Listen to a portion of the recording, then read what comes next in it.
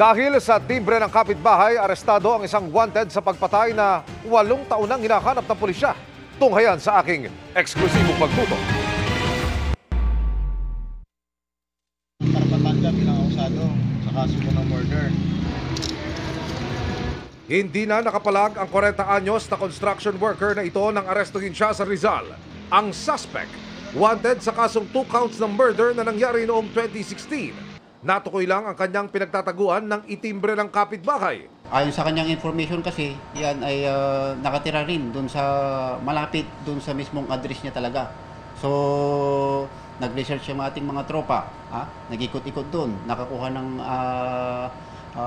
alpha or ating asset. So, natumbok natin. Ayon sa suspect, self-defense lang ang kanyang ginawa matapos silang lusubin ng mga kapitbahay nang tanggihan niya ang alok nilang patupada. Umuwi, tapos maya bumalik. Tapos magbalik, may dala na silang mga kutsilyo. Yun, yung wala na kaming maatrasan, di siyempre. Na po ako, nakipag-aarapan na sa kanya. Naagaw ko yung kutsilyo niya. Ayun po ang inano ko sa kanyang sarili. Inano ko sa liig niya. Lagi silang talo. Talo saan? Sa sabong po. Okay. Baka doon sila nagagalit sa akin. Doon sa warrant nila, 3 sila. So, yung dalawa dyan, hinahanap pa ng ating mga operatiba. Ang dalawang hinahanap, kaanak din ng suspect.